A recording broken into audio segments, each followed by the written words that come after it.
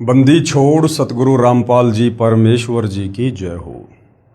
परमपिता परमात्मा सारी सृष्टि के रचनहार कुल मालिक असंख्य ब्रह्मांडों के स्वामी जगत गुरु तीनों लोकों में प्रवेश करके सबका धारण पोषण करने वाले राजाधीराज आत्माधार नाथों के नाथ देवों के देव महादेव सर्वेश्वर महेश्वर मृत्युंजय अजरो अमर आदि अनादि सनातनी प्रभु जगत पिता जगदीश्वर श्री श्री 1008 की उपाधि के वास्तविक अधिकारी अकाल मूरत सौद स्वरूपी राम वासुदेव सर्वगतम ब्रह्म परम पूज्य प्रथम पूज्य परम संत परम पुरुष परम धनी परम दयालु सत्य कबीर हक्का कबीर अल्लाहु कबीर अल्लाहु अकबर बाखबर अल्लाह ताला जगत के तारणहार जगत के मुक्तिदाता जगत के जगन्नाथ हारे के सहारे हिंदुओं के राम मुसलमानों के अल्लाह सिखों के वाहिगुरु ईसाइयों के मसीह दया के सागर दयानिधि करुणा के सागर करुणानिधि स्वयंभू परिभू संकट मोचन कष्टहरण मंगल करण दुख भंजन अविगत कबीर निर्विकार निर्विषम परमात्मा अलय अलेख सतगुरु आदि अनादि सतगुरु असली मर्यादा पुरुषोत्तम असली राम असली कृष्ण असली घनश्याम असली मुरारी राजाओं के राजा महाराजाओं के महाराजा शहंशाहों के शहंशाह सम्राटों के सम्राट भगवानों के भगवान अल्लाहों के अल्लाह प्रभुओं के प्रभु मसीहाओं के मसीह सच्चे वाहिगुरु बाबाओं के बाबा पीरों के पीर सेठों के सेठ जगत सेठ सावड़सा सेठ सर्वगुण संपन्न अनंत कोटि कलाओं के स्वामी अनंत कोटि ब्रह्मांडों के नायक योगियों में महायोगी ध्यानियों में महाध्यानी सिद्धों में परम सिद्ध ज्ञानियों में तत्वज्ञानी ब्रह्मज्ञानी महाज्ञानी परम ज्ञानी सर्वश्रेष्ठ ज्ञानी विज्ञानी युवा कबीर समर्थ कबीर असमवात अमित ओझा सच्चे रहनुमा करीम अल्लाह सुभान अल्लाह दुनिया के अंतिम पैगंबर 8 सितंबर 1951 से गांव धनाना जिला सोनीपत हरियाणा भारतवर्ष की पावन भूमि पे प्रकट रियल कल की भगवान श्री नारायण साकार हरि श्री बाबा साहिब नूर अनंत परमात्मा सच्चे दरवेश सच्चे बाखबर संत श्रोमणी सतगुरु रामपाल जी परमेश्वर जी के चरण कमल में आप और हम सभी भाई बहनों का अनंत कोटि दंडवत प्रणाम। सत्साई भाई और बहनों, बहुत बड़ी दया बहुत बड़ी मेहर पूज्य गुरुदेव भगवान की परमेश्वर रामपाल जी की, जिनके शुभ आशीर्वाद से विशेष आशीर्वाद से उन्हीं के सत्संगों का संग्रह पवित्र आध्यात्मिक पुस्तक ज्ञान गंगा के ऊपर वीडियो बनाने की श्रृंखला जारी है। इसी श्रृंखला में आज हमारा ये 32वें नंबर का वीडियो है। प्रत्येक वीडियो में हमें अध्यात्म के विषय में बहुत कुछ जानने और समझने को उपलब्ध हो रहा है। भाई और बहनों, ये पवित्र पुस्तक ज्ञान गंगा जो सर्व धर्मों के सर्व धर्मशास्त्रों के ज्ञान से प्रमाणित है, इस पुस्तक को पढ़ने के बाद हमारे मन मस्तिष्क में किसी भी प्रकार का संदेह भक्ति मार्ग को लेकर नहीं रह जाएगा। यदि हमने निष्पक्ष भाव से धैर्य के साथ रुचि लेकर इस पवित्र पुस्तक को पढ़ा तो इस पुस्तक के अमृत ज्ञान में सुई की नोक रखने जितनी कमी निकालने में किसी भी धर्म का कोई भी धर्मगुरु सक्षम नहीं है। तो भाई और बहनों, इस पवित्र पुस्तक में जो सृष्टि रचना है पेज नंबर 22 से लेकर पेज नंबर 74 तक, जिसके ऊपर लगभग 6 या 7 वीडियो बन चुके हैं। यदि आपने भक्ति मार्ग पर सफल होना है, आपने आध्यात्मिक मार्ग को समझना है, अपनी आत्मा का कल्याण करवाना है, किसी भी धर्म ग्रंथ को समझना है, तो आपने सृष्टि रचना को पहले समझना होगा। इसलिए आप जियों से विनती है, यदि आप पहली बार इस पवित्र पुस्तक पर बन रहे वीडियो देख रहे हैं तो आप जी ने अभी तक जितने भी वीडियो बन चुके हैं आपने शुरुआत से अवश्य देखने चाहिए, क्योंकि सृष्टि रचना भक्ति मार्ग की नींव है और यदि नींव कमजोर होगी तो ऊपर मकान अच्छे से नहीं बनेगा, मजबूत नहीं बनेगा। तो सृष्टि रचना को समझे बिना हम भक्ति मार्ग पर 4 कदम आगे नहीं रख पाएंगे। हमें कोई भी डगमग कर देगा, कोई भी हमें विचलित कर देगा और हम शत भक्ति मार्ग से दूर हो जाएंगे। तो भाई और बहनों, आज इस पवित्र पुस्तक पर हमारा जो ये 32वें नंबर का वीडियो है, आज इसमें परमेश्वर हमें त्रेता युग में जब वे मुनिंद्र ऋषि के नाम से धरती पर प्रकट हुए, अपने तत्व ज्ञान का प्रचार प्रसार किया, तो वे श्रीलंका गए जहाँ उनका परम भगत चंद्र विजय भाट रहा करता था। परमेश्वर ने उसे अपनी शरण में लिया, उसकी पत्नी को शरण में लिया, और साथ में जो लंका का राजा रावण था, परमेश्वर उसके पास भी गए थे उसको समझाने के लिए, परंतु अभिमानवश रावण ने मुनिंदर ऋषि रूप में परमेश्वर कबीर जी की बातों को महत्व नहीं दिया। परंतु रावण का छोटा भाई विभीषण और रावण की पत्नी मंदोदरी, इन दोनों ने मुनिंदर रूप में कबीर परमेश्वर जी के तत्व ज्ञान को स्वीकार किया और वे उनकी शरण में आए। अब भाइयों और बहनों, सदियों से हमारे धर्मगुरु हमें रामायण को पढ़ा कर तत्व ज्ञान के अभाव में यही बताया करते थे कि रावण का छोटा भाई विभीषण वो श्री रामचंद्र जी की शरण में था।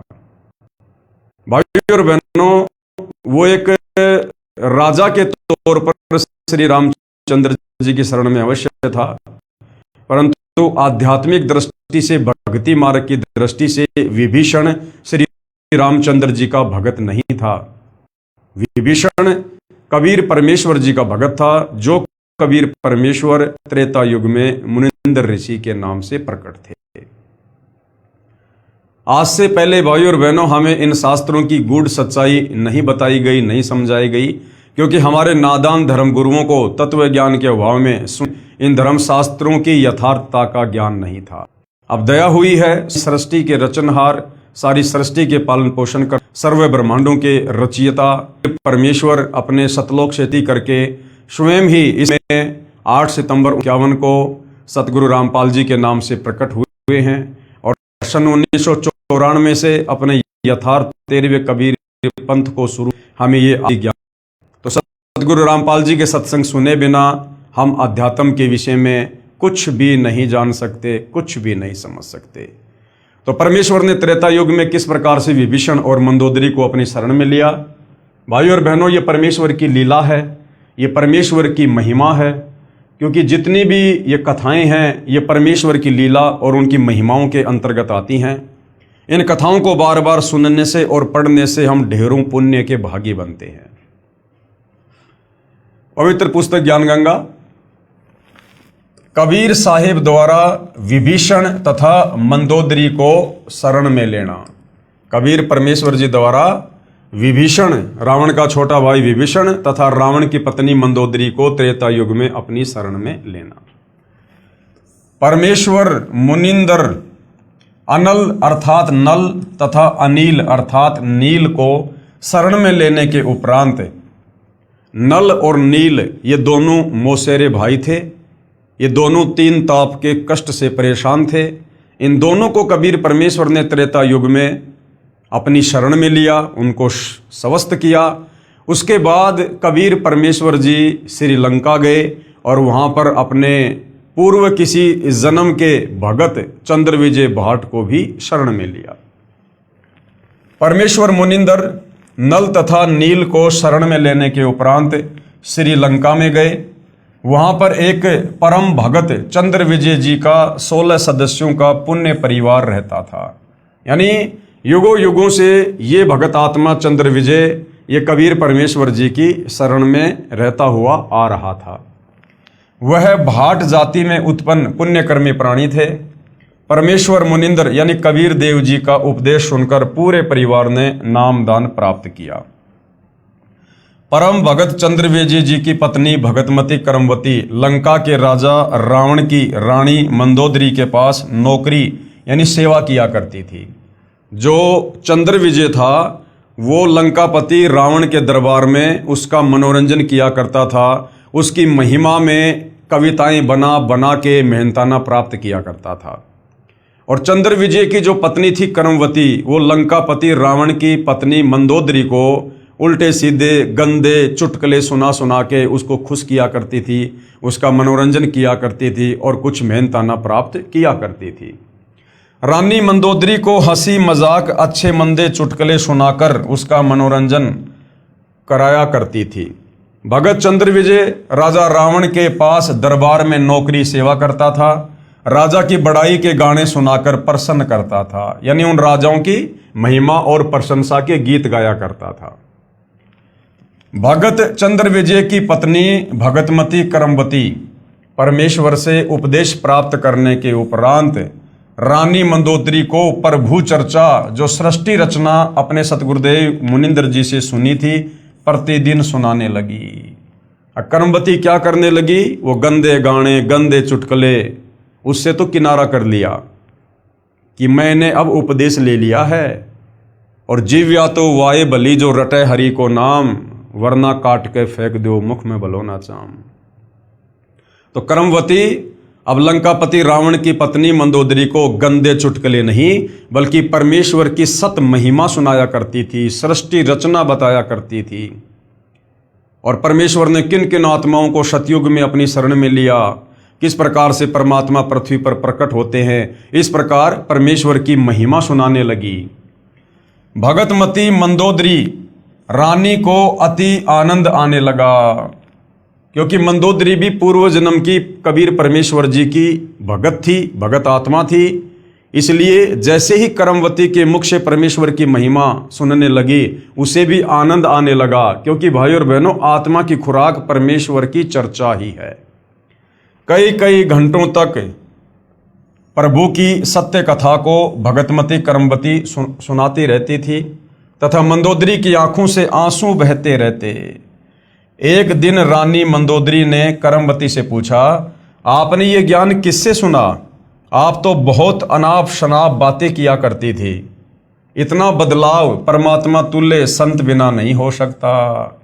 मंदोदरी ने कहा कि करमवती तेरे अंदर इतना बदलाव ये तो यदि भगवान ही संत रूप में आए हुए हैं तो कर सकते हैं, अन्यथा तेरे में तो ये बदलाव नहीं हो सकता था। तब करमवती ने बताया कि हमने एक परम संत से अभी अभी उपदेश लिया है। रानी मंदोदरी ने संत के दर्शन की अभिलाषा व्यक्त करते हुए कहा, आपके गुरु अब की बार आए तो उन्हें हमारे घर बुला कर लाना। अपनी मालकिन का आदेश प्राप्त करके शीश झुकाकर सत्कार पूर्वक कहा कि जो आपकी आज्ञा, आपकी नौकरानी वही करेगी। मेरी एक विनती है, कहते हैं कि संत को आदेश पूर्वक नहीं बुलाना चाहिए, स्वयं जाकर दर्शन करना उचित होता है, और जैसे आपकी आज्ञा वैसा ही होगा। महारानी मंदोदरी ने कहा कि अब के आपके गुरुदेव जी आए तो मुझे बताना, मैं स्वयं दर्शन करूंगी। रानी अवश्य थी लेकिन अभिमान नहीं था, और उन्हीं आत्माओं को परमेश्वर बार बार अपनी शरण में लेते हैं। परमेश्वर ने फिर श्रीलंका में रजा की। मंदोदरी रानी ने उपदेश प्राप्त किया। अब जैसे ही दोबारा कबीर परमेश्वर जी चंद्र विजय भाट के घर पर आए और करमवती ने मंदोदरी के पास में संदेशा भिजवाया, उसी समय मंदोदरी तुरंत मुनिंद्र रूप में आए हुए कबीर परमेश्वर जी की शरण में गई, सत्संग सुना और उपदेश प्राप्त कर लिया। कुछ समय उपरांत अपने प्रिय देवर श्री भगत विभीषण जी को उपदेश दिला दिया, और कुछ ही समय में कबीर परमेश्वर की कथा सुनाकर विभीषण को भी नाम उपदेश के लिए तैयार कर लिया। और जब दोबारा कबीर परमात्मा फिर आए तो मंदोदरी ने अपने देवर यानी लंकापति रावण के छोटे भाई विभीषण को भी मुनिंद्र रूप में आए हुए कबीर परमेश्वर से उपदेश दिलवा दिया। तो विभीषण श्री रामचंद्र जी की आध्यात्मिक दृष्टि से शरण में नहीं था, आध्यात्मिक दृष्टि से कबीर परमेश्वर जी का भगत था। भगतमती मंदोदरी उपदेश प्राप्त करके अहरनिश का मतलब होता है सुबह शाम भगवान के स्मरण में लीन रहने लगी। अपने पति रावण को भी सतगुरु मुनिंद्र जी से उपदेश प्राप्त करने की कई बार प्रार्थना की, परंतु रावण नहीं माना तथा कहा करता था कि मैंने परम शक्ति महेश्वर मृत्युंजय शिव जी की भक्ति की है और इसके तुल्य कोई शक्ति नहीं है, आपको किसी ने बहका दिया। अब रावण को उसके गुरु ने, उस नीम हकीम ने, उस शास्त्र विरुद्ध साधना करवाने वाले गुरु ने शंकर जी को महेश्वर मृत्युंजय अजरो अमर सर्वेश्वर कालज्य कहकर और श्री शिव जी की भक्ति के ऊपर उसको दृढ़ कर रखा था। अन्यथा गुरुदेव भगवान ने बताया कि पुण्यात्माओं, रावण जैसी भक्ति धरती पर कोई नहीं कर सकता अपने इष्ट देव की। 10 बार उसने अपना शीश काटकर अपने इष्ट भगवान शंकर के चरणों में समर्पित कर दिया, लेकिन 2 कारण से रावण मार खा गया। सर्वप्रथम तो उसका अहंकार, और दूसरा उसका जो गुरु था वो तत्व ज्ञानहीन था। उसने शास्त्रों को अच्छे से ना समझकर और शिव जी को ही सर्वश्रेष्ठ परमात्मा साबित करके रावण को उसकी आदि अधूरी भक्ति पर दृढ़ कर दिया। कुछ ही समय उपरांत वनवास प्राप्त श्री सीता जी का अपहरण करके रावण अपने नौलखा बाग में कैद कर लिया। भगतमती मंदोदरी के बार बार प्रार्थना करने से भी रावण ने माता सीता जी को वापस छोड़कर आना स्वीकार नहीं किया। तब भगतमती मंदोदरी जी ने अपने गुरुदेव मुनिंद्र जी से कहा, महाराज जी, मेरे पति ने किसी की औरत का अपहरण कर लिया है और मुझसे सहन नहीं हो रहा है। वह उसे वापस छोड़कर आना किसी कीमत पर भी स्वीकार नहीं कर रहा है। आप दया करो मेरे प्रभु, आज तक जीवन में मैंने ऐसा दुख नहीं देखा। तो कबीर परमेश्वर जी ने क्या कहा कि बेटी, वो कोई आम स्त्री नहीं है जिसको रावण उठा के लाया है, वो अपनी मौत को गले लगा के ले आया। परमेश्वर मुनिंद्र जी ने कहा, बेटी मंदोदरी, ये औरत कोई आम स्त्री नहीं है। श्री विष्णु जी को श्रापवश पृथ्वी पर आना पड़ा है। वे श्री राजा दशरथ के पुत्र रामचंद्र अयोध्यावासी हैं। इनको 14 वर्ष का वनवास प्राप्त है तथा लक्ष्मी जी स्वयं सीता रूप बनाकर इनकी पत्नी रूप में वनवास में थी। उसे रावण एक साधु वेश बनाकर धोखा देकर उठा लाया है। ये स्वयं लक्ष्मी ही सीता जी है। इसे शीघ्र वापस करके क्षमा याचना करके अपने जीवन की भिक्षा याचना रावण करे तो इसी में इसका शुभ है। क्या कहा गुरुदेव ने कि साधु रूप बनाकर और वो सीता का अपहरण करके लाया। अब भाई और बहनों, वैसे तो रावण के प्रारब्ध में लिखा हुआ था, लेकिन और भी बहुत सारे कारण हैं जिस कारण से रावण को इस प्रकार की कुत्ते वाली मौत प्राप्त हुई। उसका पतन हुआ, विनाश हुआ, पूरा कुल जो है वो गर्त हुआ। रावण ने साधु वेश बनाया, संत वेश बनाया और आटा मांगा सीता से। तो 2 गलतियां रावण ने और विशेष की। एक तो रावण ने संत वेश को बदनाम किया, साधु वेश को बदनाम किया, कलंकित किया। जिस संत और साधु वेश में कबीर परमात्मा धरती पर प्रकट होकर हम नादान आत्माओं को तत्व ज्ञान समझाते हैं, उस संत चोले को रावण ने बदनाम किया, जो है वो कलंकित किया। यानी संत चोले की आड़ में उसने सीता को ठगा, अपहरण किया। दूसरा दोष था रावण का कि उसने अन्न देव का अपमान किया, क्योंकि आटा मांगने के बहाने वो सीता को अपहरण करने गया था। उसने अन्न देव का भी अपमान किया। भगतमती मंदोदरी के अनेकों बार प्रार्थना करने से रावण नहीं माना तथा कहा कि वे 2 मस्करे जंगल में घूमने वाले मेरा क्या बिगाड़ सकते हैं। मेरे पास अनगिनत सेना है, मेरे 1 लाख पुत्र तथा 1.25 लाख नाती हैं। मेरे पुत्र मेघनाथ ने स्वर्ग राज इंद्र को पराजित कर उसकी पुत्री से विवाह कर रखा है। 33 करोड़ देवताओं को हमने कैद कर रखा है। तू मुझे उन 2 बेसहारा फिर रहे वनवासियों को भगवान बताकर डराना चाहती है। इस स्त्री को वापस नहीं करूंगा। मंदोदरी ने भक्ति मार्ग का ज्ञान जो अपने पूज्य गुरुदेव से सुना था, रावण को बहुत समझाया। विभीषण ने भी अपने बड़े भाई को समझाया। रावण ने अपने बड़े भाई विभीषण को पीटा तथा कहा कि तू ज्यादा श्री रामचंद्र का पक्षपात कर रहा है, उसी के पास चला जा। एक दिन भगतमती मंदोदरी ने अपने पूज्य गुरुदेव से प्रार्थना की कि हे गुरुदेव, मेरा सुहाग उजड़ रहा है, एक बार आप भी मेरे पति को समझा दो। यदि वह आपकी बात को नहीं मानेगा तो मुझे विधवा होने का दुख नहीं होगा। अपनी बेटी मंदोदरी की प्रार्थना स्वीकार करके राजा रावण के दरबार के सामने खड़े होकर द्वारपालों से राजा रावण से मिलने की प्रार्थना की। द्वारपालों ने कहा, ऋषि जी, इस समय हमारे राजा जी अपना दरबार लगाए हुए हैं। इस समय अंदर का संदेश बाहर आ सकता है, परंतु बाहर का संदेश अंदर नहीं जा सकता। हम विवश हैं। तब पूर्ण प्रभु अंतर्ध्यान हुए तथा राजा रावण के दरबार में प्रकट हो गए। रावण की दृष्टि ऋषि पर गई तो गरज कर पूछा कि इस ऋषि को मेरी आज्ञा बिना किसने अंदर आने दिया? उसे लाकर मेरे सामने कत्ल कर दो।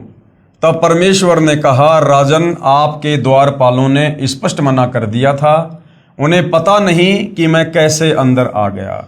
रावण ने पूछा कि तू अंदर कैसे आया? तू तड़ाके से बात कर रहा था संतों के साथ में, तू तड़ाके से, इतना अभिमान था। तब पूर्ण प्रभु मुनिंदर वेश में अदृश्य होकर पुनः प्रकट हो गए तथा कहा कि मैं ऐसे आ गया। रावण ने पूछा कि आने का कारण बताओ। तब प्रभु ने कहा कि आप योद्धा होकर एक अबला का अपहरण कर लाए हो। ये आपकी शान और सूरवीरता के विपरीत है। ये कोई आम औरत नहीं है, ये स्वयं लक्ष्मी जी अवतार हैं। श्री रामचंद्र जी जो इनके पति हैं, वे स्वयं विष्णु हैं। इसे वापस करके अपने जीवन की भिक्षा मांगो, इसी में आपका श्रेय है। इतना सुनकर तमोगुण यानी भगवान शिव का उपासक रावण क्रोधित होकर नंगी तलवार लेकर सिंहासन से दहाड़ता हुआ कूदा तथा उस नादान प्राणी ने तलवार के अंधाधुंध 70 वार ऋषि जी को मारने के लिए किए। परमेश्वर मुनिंदर जी ने एक झाड़ू की सीख हाथ में पकड़ी हुई थी, उसको ढाल की तरह आगे कर दिया। रावण के 70 वार उस नाजुक सीख पर लगे। ऐसे आवाज हुई जैसे लोहे के खंभे पिलर पर तलवार लग रही हो। सीख टस से मस नहीं हुई। रावण को पसीने आ गए, फिर भी अपने अहंकार वश नहीं माना। ये तो जान लिया कि ये कोई आम ऋषि नहीं है। कहा कि मैंने आपकी एक भी बात नहीं सुननी है, आप जा सकते हैं। परमेश्वर अंतर्ध्यान हो गए। अब मूर्खों के पीछे क्या माथा मारे परमात्मा। परमेश्वर वहां से अंतर्ध्यान हो गए तथा मंदोदरी को सारा वृत्तांत सुनाकर प्रस्थान किया। रानी मंदोदरी ने कहा, गुरुदेव, अब मुझे विधवा होने का कोई कष्ट नहीं होगा। श्री रामचंद्र व रावण का युद्ध हुआ, रावण का वध हुआ। जिस लंका के राज्य को रावण ने तमोगुण भगवान शिव की कठिन साधना करके 10 बार शीश न्योछावर करके प्राप्त किया था, वह क्षणिक सुख भी रावण का चला गया तथा नरक का भागी हुआ। इसके विपरीत पूर्ण परमात्मा के सतनाम साधक विभीषण को बिना कठिन साधना किए पूर्ण प्रभु की कृपा से लंका देश का राज्य भी प्राप्त हुआ। हजारों वर्षों तक विभीषण ने लंका का राज्य का सुख भोगा तथा प्रभु कृपा से राज्य में पूर्ण शांति रही। सभी राक्षस वृत्ति के व्यक्ति विनाश को प्राप्त हो चुके थे और भगतमती मंदोदरी तथा भगत विभीषण तथा परम भगत चंद्र विजय जी के परिवार के पूरे 16 सदस्य तथा अन्य जिन्होंने पूर्ण परमेश्वर का उपदेश प्राप्त करके आजीवन मर्यादावत सतभक्ति की, वे सर्व साधक यहाँ पृथ्वी पर भी सुखी रहे तथा अंत समय में परमेश्वर के विमान में बैठकर सतलोक शाश्वत स्थान में चले गए। इसलिए पवित्र गीता अध्याय 7 श्लोक 12 से 15 में कहा है कि तीनों गुणों रजगुण ब्रह्मा जी, सतगुण विष्णु जी और तम गुण शिव जी की साधना यानी भक्ति से मिलने वाली क्षणिक सुविधाओं के द्वारा जिनका ज्ञान हरा जा चुका है, जैसे रावण का ज्ञान हरा जा चुका था तमोगुण शंकर की भक्ति करने से, वे राक्षस स्वभाव वाले, अब रावण राक्षस स्वभाव का व्यक्ति था और मनुष्यों में नीच एक इंसान के भी उसमें गुण नहीं थे और दुष्कर्म करने वाले, सीता जी को अपहरण करके लाया था दुष्कर्म करने की नीयत से। और मूर्ख ये काल भगवान कह रहा है कि मेरी भी भक्ति नहीं करते, मुझको भी नहीं बसते।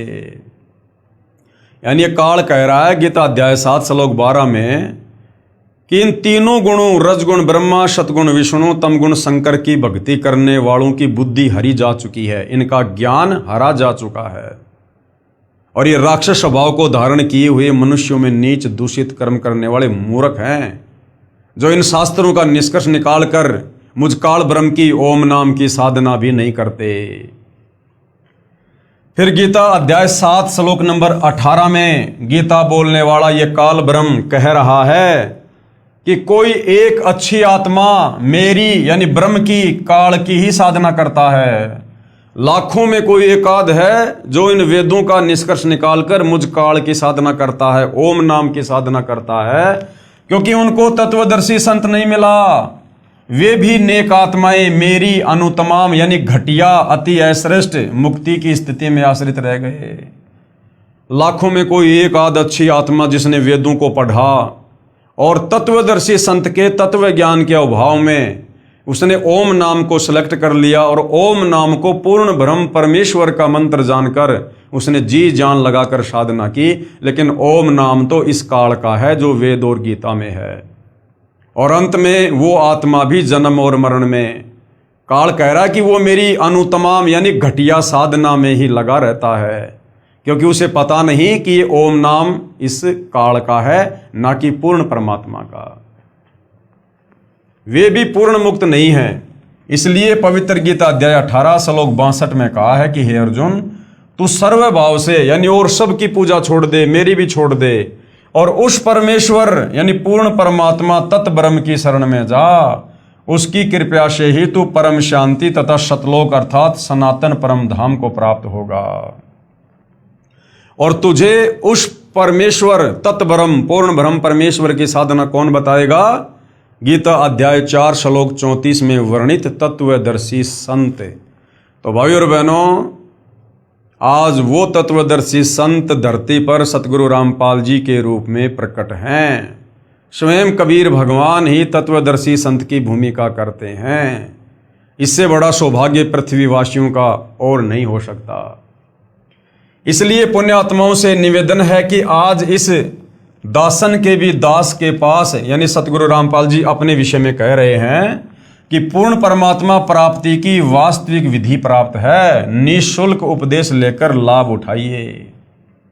उसके बाद भाइयों और बहनों, द्वापर युग में फिर वही कबीर परमात्मा एक पूरा जीवन शिशु रूप में धरती पर प्रकट होकर और अपनी आत्माओं तक तत्व ज्ञान पहुंचाने का जीते हैं लीलामय तरीके से।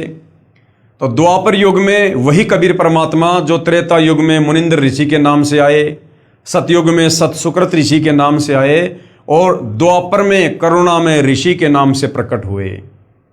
और जैसे परमेश्वर ने सतयुग और त्रेता में लीलाएं की, उसी प्रकार से द्वापर में भी अपनी अच्छी आत्माओं को अपनी शरण में लिया। तो द्वापर में परमेश्वर ने विशेषकर किन किन पुण्यात्माओं को अपनी शरण में लिया? द्वापर युग में इंद्रमती को शरण में लेना। द्वापर युग में चंद्र विजय नाम का एक राजा था। देखो, जो वो त्रेता युग में था वो भी चंद्र विजय था, लेकिन वो भाट जाति में था और रावण के दरबार में नौकर था। और द्वापर युग में जो ये चंद्र विजय है, ये स्वयं एक राजा था। द्वापर में चंद्र विजय नाम का एक राजा था और उसकी पत्नी इंद्रमती। त्रेता वाले चंद्र विजय की पत्नी का नाम था करमवती और द्वापर वाले राजा चंद्र विजय की पत्नी का नाम था इंद्रमती। उसकी पत्नी इंद्रमती बहुत ही धार्मिक प्रवृत्ति की औरत थी, संत महात्माओं का बहुत आदर किया करती थी। उसने एक गुरुदेव भी बना रखा था। उनके गुरुदेव ने बताया था कि बेटी, साधु संतों की सेवा करनी चाहिए, संतों को भोजन खिलाने से बहुत लाभ होता है।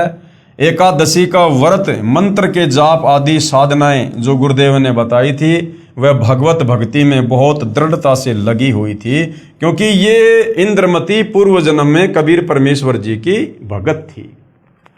गुरुदेव ने बताया था कि संतों को भोजन खिलाया करेगी तो तू आगे भी रानी बन जाएगी। यानी रानी इंद्रमती का जो गुरु था, जिसको शास्त्र विधि अनुसार साधना का नहीं पता था, वो इंद्रमती को इस प्रकार की साधना पर लगा के रखा हुआ था और कहा तुझे स्वर्ग प्राप्ति होगी। रानी ने सोचा कि प्रतिदिन एक संत को भोजन अवश्य खिलाया करूंगी। उसने ये प्रतिज्ञा मन में ठान ली कि मैं खाना बाद में खाया करूंगी, पहले संत को खिलाया करूंगी, इससे मुझे याद बनी रहेगी, कहीं मुझे भूल ना पड़ जाए। रानी प्रतिदिन पहले एक संत को भोजन खिलाती, फिर स्वयं खाती और वर्षों से ये क्रम चल रहा था। अब एक समय क्या हुआ, हरिद्वार में कुंभ के मेले का संयोग हुआ। जितने भी ये त्रिगुण माया के उपासक संत थे। ये ब्रह्मा विष्णु महेश के जितने भी भगत थे, सभी गंगा में स्नान करने के लिए, पर्व लेने के लिए प्रस्थान कर गए। इस कारण से कई दिन रानी को भोजन कराने के लिए कोई संत नहीं मिला। रानी इंद्रमती ने स्वयं ही भोजन नहीं किया, स्वयं भी उसने भोजन नहीं किया। चौथे दिन अपनी बांदी से कहा कि बांदी देख ले कोई संत मिल जाए तो, नहीं तो आज तेरी रानी जीवित नहीं रहेगी। आज मेरे प्राण निकल जाएंगे परंतु मैं खाना नहीं खाऊंगी, क्योंकि उसने मनमुखी रूप से अपने गुरु के बताने के बाद प्रतिज्ञा कर ली थी। वह दीन दयाल कबीर परमेश्वर अपने पूर्व वाले भगत को शरण में लेने के लिए न जाने क्या क्या कारण बना देता है। बांदी ने ऊपर अटारी पर चढ़कर देखा कि सामने से एक संत आ रहा था। सफेद कपड़े थे। द्वापर युग में परमेश्वर कबीर करुणामय नाम से आए थे। बांदी नीचे आई और रानी से कहा कि एक व्यक्ति है जो साधु जैसा नजर आता है। रानी ने कहा कि जल्दी से बुला ला। बांदी महल से बाहर गई तथा प्रार्थना की कि साहेब आपको हमारी रानी ने याद किया है। करुणामय साहिब ने कहा, रानी ने मुझे क्यों याद किया है? मेरा और रानी का क्या संबंध है? नौकरानी ने सारी बात बताई। करुणामय कबीर साहिब ने कहा कि रानी को आवश्यकता पड़े तो यहाँ आ जाए। यानी परमात्मा अपनी उस आत्मा के भाव चेक करना चाहते थे कि ये अपने नादान गुरु के कहने पर वैसे ही भूखी मर रही है या साधु संतों के प्रति इसके मन में कोई श्रद्धा भी है। रानी को आवश्यकता पड़े तो यहां आ जाए, मैं यहां खड़ा हूं। तू बांदी और वो रानी, मैं वहां जाऊं, और यदि वह कह दे कि तुझे किसने बुलाया था या उसका राजा ही कुछ कह दे, और बेटी संतों का अनादर बहुत पापदायक होता है। बांदी फिर वापस आई और रानी से सब वार्ता कह सुनाई। तब रानी ने कहा कि बांदी मेरा हाथ पकड़ और चल।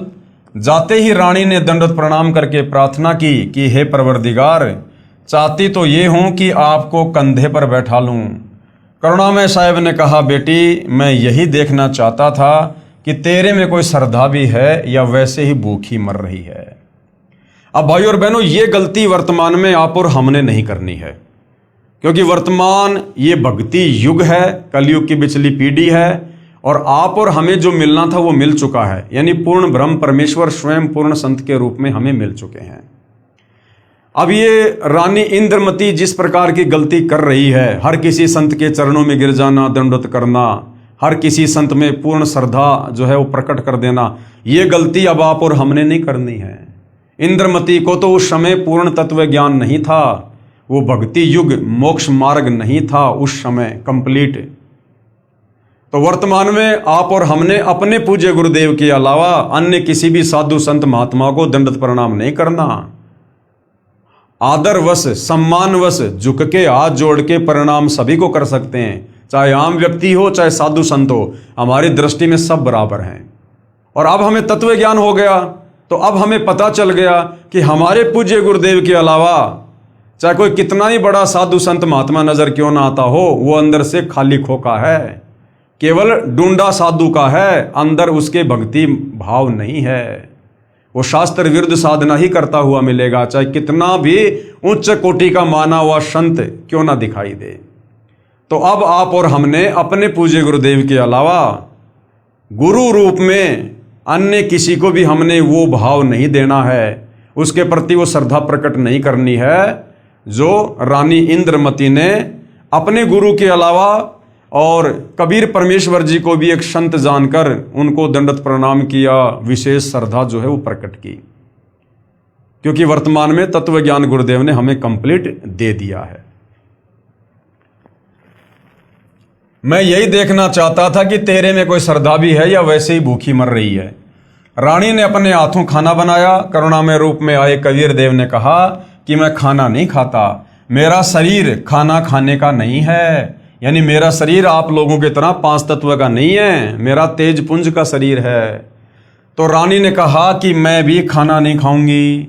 करुणामय साहिब ने कहा कि ठीक है बेटी, लाओ खाना खाते हैं, क्योंकि समर्थ उसी को कहते हैं जो चाहे सो कर दे। सतगुरु जो चाहे सो कर ही, भरम पड़ो मत कोई, और सेऊ धड़ पर शीश चढ़ाया पाछे करी रसोई। करुणामय साहिब ने खाना खा लिया। फिर रानी से पूछा कि जो ये तू साधना कर रही है ये तेरे को किसने बताई है? रानी ने कहा कि मेरे गुरुदेव ने आदेश दिया है। कबीर साहब ने पूछा क्या आदेश दिया है तेरे गुरुदेव ने? इंद्रमती ने कहा कि ब्रह्मा विष्णु महेश की पूजा, एकादशी का व्रत, तीर्थ भ्रमण, देवी पूजा, श्राद्ध निकालना, मंदिर में जाना, संतों की सेवा करना। ये संतों की सेवा को छोड़कर जितनी भी क्रिया हैं ये सारी की सारी वेद और गीता के विरुद्ध हैं। करुणा में यानी कबीर साहिब ने कहा कि जो भक्ति तेरे गुरुदेव ने दी है तेरे को जन्म और मरण तथा स्वर्ग नरक व 84 लाख योनियों के कष्ट से मुक्त नहीं कर सकती। रानी ने कहा कि महाराज जी जितने भी संत हैं अपनी अपनी प्रभुता आप ही बनाने आते हैं, मेरे गुरुदेव के बारे में कुछ नहीं कहोगे, मैं चाहे मुक्त हूं या ना हूं। अब करुणा में यानी कबीर साहिब सोचते हैं कि इस भोले जीव को कैसे समझाएं। इन्होंने जो पूंछ पकड़ ली उसको छोड़ नहीं सकते, मर सकते हैं। करुणामय साहिब ने कहा कि बेटी वैसे तो तेरी इच्छा है, मैं निंदा नहीं कर रहा। क्या मैंने आपके गुरुदेव को गाली दी है या कोई बुरा कहा है? मैं तो भक्ति मार्ग बता रहा हूं कि ये भक्ति शास्त्रों के विरुद्ध है, तुझे पार नहीं होने देगी और न ही तेरा कोई आने वाला कर्म दंड कटेगा। और सुन ले फिर क्या कहा परमात्मा जी ने इंद्रमती को, और सुन ले आज से तीसरे दिन तेरी मृत्यु हो जाएगी, ना तेरा गुरु बचा सकेगा और ना तेरी ये नकली भक्ति बचा सकेगी। जब मरने की बारी आती है फिर जीव को डर लगता है, वैसे तो नहीं मानता। अब रानी ने सोचा कि संत झूठ नहीं बोलते, कहीं ऐसा ना हो कि मैं परसों ही मर जाऊं। इस डर से करुणामय साहिब से पूछा कि साहिब क्या मेरी जान बच सकती है? कबीर साहिब जो करुणामय ऋषि के रूप में थे उन्होंने कहा कि बच सकती है, अगर तू मेरे से उपदेश लेगी, मेरी शिष्या बनेगी और पिछली पूजाएं त्यागेगी। यानी तेरे पिछले गुरु ने तेरे को जो भी पूजा पाठ भक्ति जंत्र मंत्र व्रत बताए हैं तो उन्हें सबको त्यागना पड़ेगा। जैसा तुझे मैं कहूंगा वैसे ही भक्ति करनी पड़ेगी, तो तेरी जान बच सकती है। इंद्रमती ने कहा मैंने सुना है कि गुरुदेव नहीं बदलना चाहिए, पाप लगता है। कबीर साहिब यानी करुणामय जी ने कहा नहीं पुत्री, ये भी तेरा भ्रम है। एक डॉक्टर से दवाई ना लगे तो क्या दूसरे से नहीं लेंगे?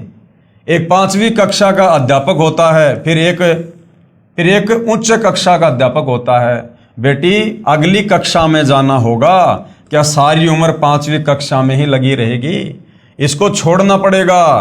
तू अब आगे की पढ़ाई पढ़, मैं पढ़ाने आया हूं। वैसे तो नहीं मानती, परंतु मृत्यु दिखने लगी कि संत कह रहा है तो सही बात हो, कहीं बात बिगड़ ना जाए।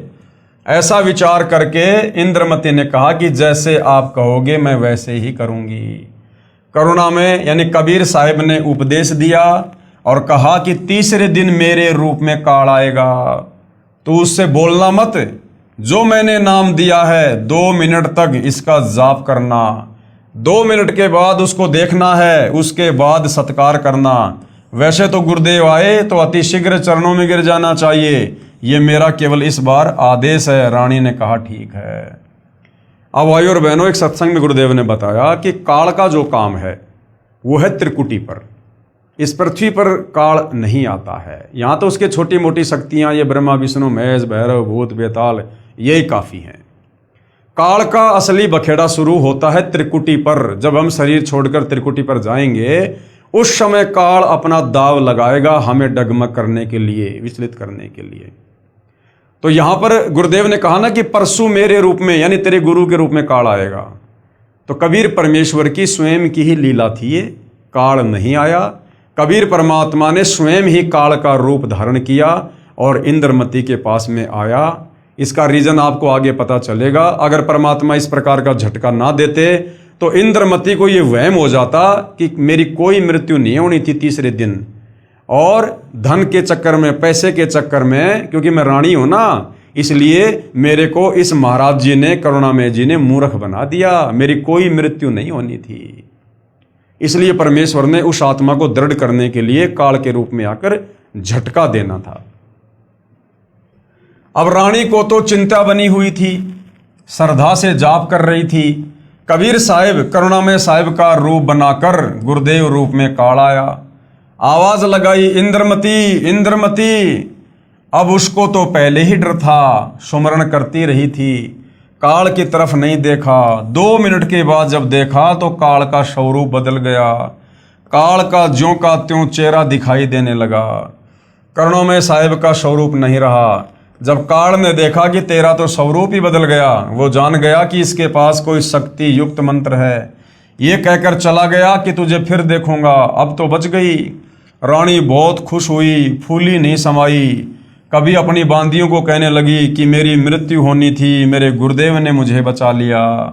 राजा के पास गई तथा कहा कि आज मेरी मृत्यु होनी थी, मेरे गुरुदेव ने रक्षा कर दी, मुझे लेने के लिए काल आया था। अब राजा कहाँ इन बातों पर इतना ज़्यादा गौर करे। राजा ने कहा कि तू ऐसे ड्रामे करती रहती है, काल आता तो क्या तुझे छोड़ जाता? ये सब संत बहका देते हैं। अब इस बात को वह कैसे माने? खुशी खुशी में रानी लेट गई। कुछ देर के बाद सरप बनकर काल फिर आया और रानी को डस लिया। जो ही सरप ने डसा, रानी को पता चल गया। रानी जोर जोर से चिल्लाई, मुझे सांप ने डस लिया। नौकर भागे। देखते ही देखते एक मोरी, पानी निकालने का छोटा छिद्र, उसमें से वह सरप निकल गया। अपने गुरुदेव को पुकार कर रानी बेहोश हो गई। करुणा में यानी कबीर साहिब वहां प्रकट हो गए। लोगों को दिखाने के लिए मंत्र बोला। वे तो बिना मंत्र भी जीवित कर सकते हैं, किसी जंत्र मंत्र की आवश्यकता नहीं। इंद्रमती को जीवित कर दिया। रानी ने बड़ा शुक्र मनाया कि हे बंदी छोड़, यदि आज आपकी शरण में नहीं होती तो मेरी मृत्यु हो जाती। साहिब ने कहा कि इंद्रमती, इस काल को तो मैं तेरे घर में भी घुसने नहीं देता, तेरे पर यह हमला भी नहीं कर सकता, परंतु तुझे विश्वास नहीं होता और तू ये सोचती कि मेरे ऊपर कोई आपत्ति नहीं आनी थी। गुरुजी ने मुझे बहका कर नाम दे दिया, इसलिए तेरे को थोड़ा सा झटका दिखाया है, नहीं तो बेटी तेरे को विश्वास नहीं होता। क्या कह रहे हैं परमात्मा?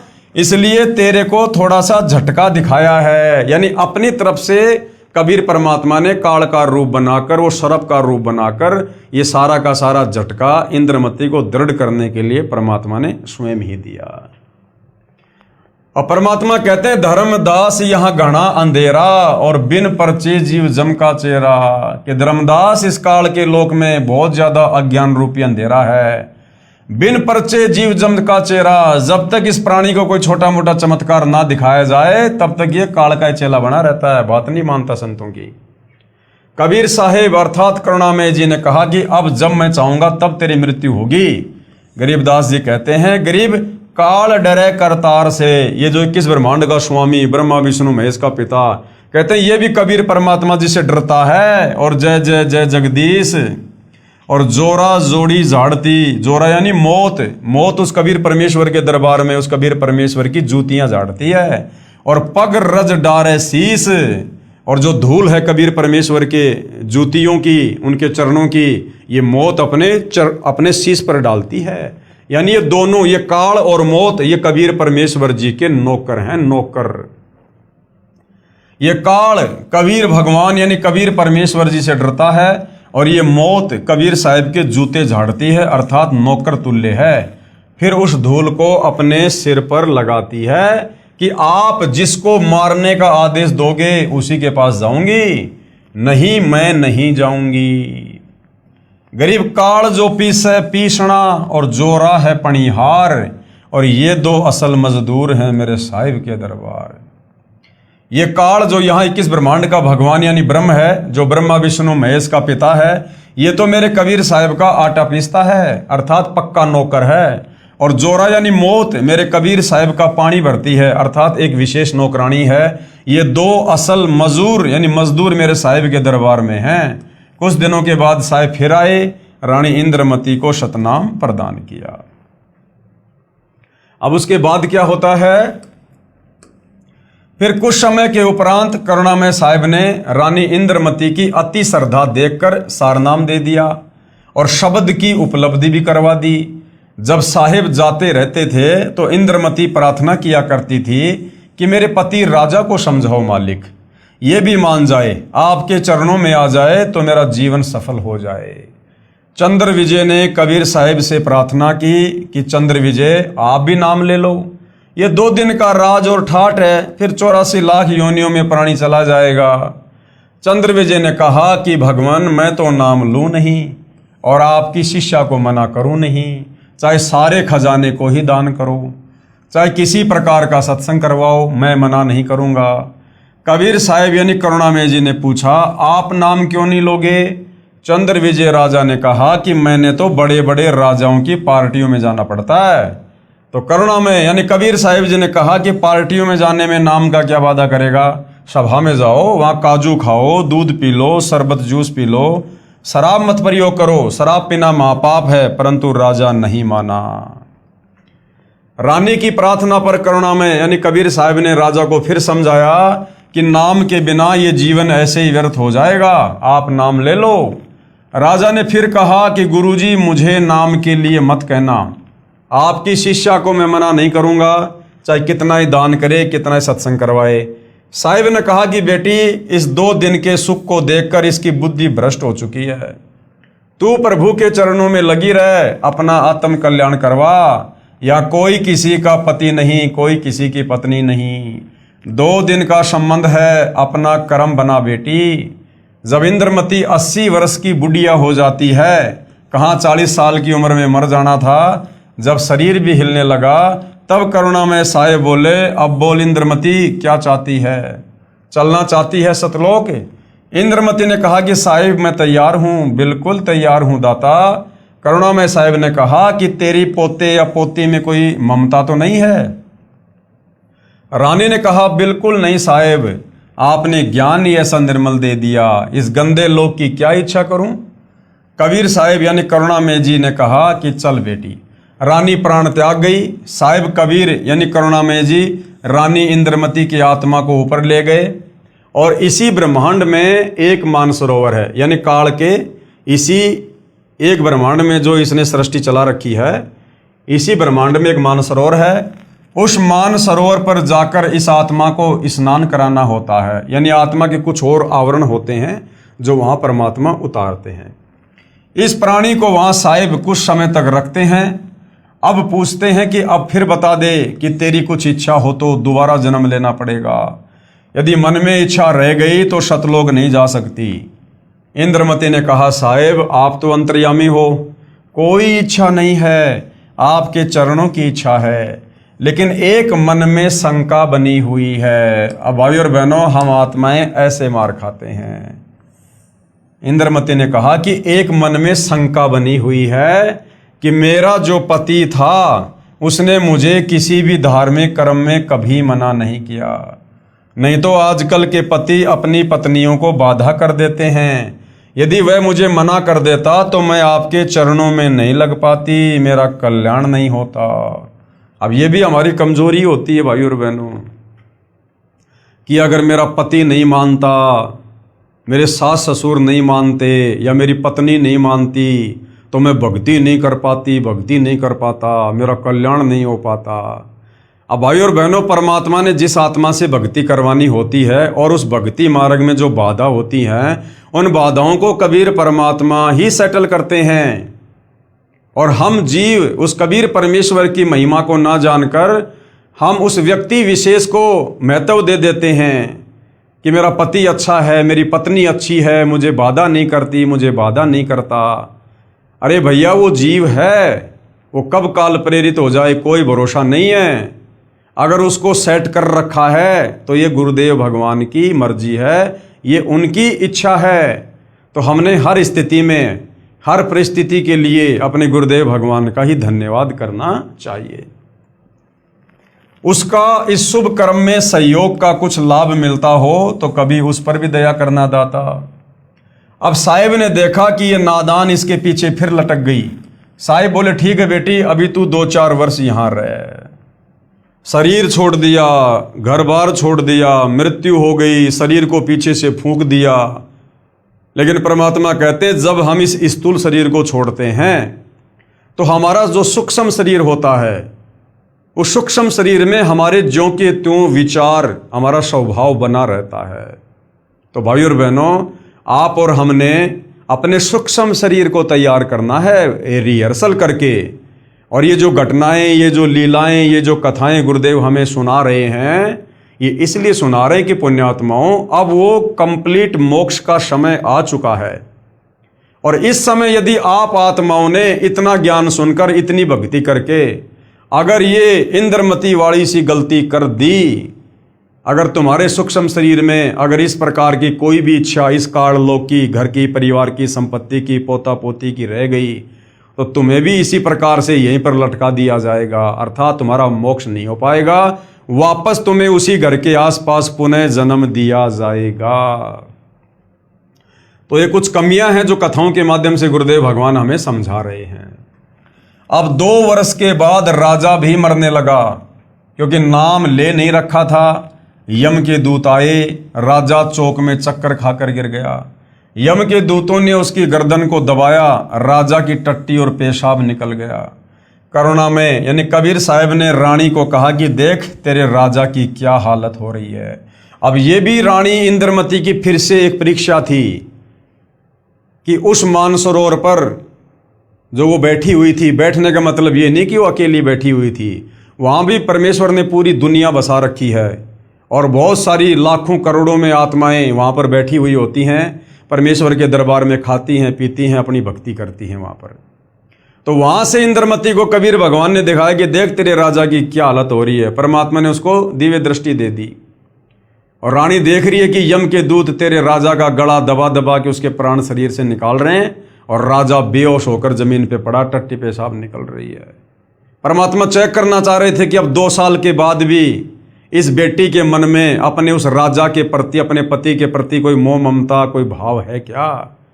तो परमात्मा ने देखा कि ज्यों का त्यों है। रानी द्रवित हो गई और कहने लगी, हे भगवान देख लो, अगर इस शुभ कर्म में किया गया उसका कोई सहयोग हो तो परमात्मा देख लो, उस पर भी रजा कर दो। वहां से साहिब दिखा रहे हैं। तब रानी ने कहा कि देख लो दाता, यदि उसका भक्ति में सहयोग का कोई फल बनता हो तो दया कर लो। रानी को फिर भी थोड़ी सी ममता बनी थी। साहिब कबीर यानी करुणामय ने सोचा कि ये फिर कालजाल में फंसेगी। ये सोचकर मानसरोवर से वहां गए जहां राजा चंद्र विजय अपने महल में अचेत पड़ा था। यमदूत उसके प्राण निकाल रहे थे। कबीर साहिब के आते ही यमदूत ऐसे आकाश में उड़ गए जैसे मुर्दे से गिद्ध उड़ जाते हैं। चंद्र विजय होश में आ गया। सामने करुणामय साहिब खड़े थे। केवल चंद्र विजय को दिखाई दे रहे थे, किसी अन्य को दिखाई नहीं दे रहे थे। चंद्र विजय चरणों में गिरकर याचना करने लगा, मुझे क्षमा कर दो दाता। और जब दाता समझाया करता था उस समय तो अपने आप में फन्ने खां बन रहा था कि मैं नहीं करता भक्ति, मुझे तो पार्टियों में जाना पड़ता है, अपनी रानी से भक्ति करवाओ। और जब यम के दूतों ने घेर लिया, प्राण निकालने लगे, मारने लगे, और जब वहां पर कबीर परमात्मा जी प्रकट हुए तो चंद्र विजय चरणों में गिरकर याचना करने लगा, मुझे क्षमा कर दो दाता, मेरी जान बचाओ। क्योंकि अब उसने देखा कि तेरी जान जाने वाली है। आसपास में सैनिक खड़े थे, बॉडीगार्ड खड़े थे, कोई कुछ नहीं कर पा रहा था, क्योंकि यम के दूत औरों को दिखाई नहीं देते, जब प्राण निकालने आते हैं उसी को दिखाई देते हैं। जब इस जीव की आंख खुलती है कि ये तो बात बिगड़ गई, उस समय जीव चेतता है, मुझे क्षमा कर दो दाता, मेरी जान बचा लो मालिक। कबीर साहिब ने कहा, राजा आज भी वही बात है, उस दिन भी वही बात थी, नाम लेना होगा। राजा ने कहा, मैं नाम ले लूंगा जी, अभी ले लूंगा नाम।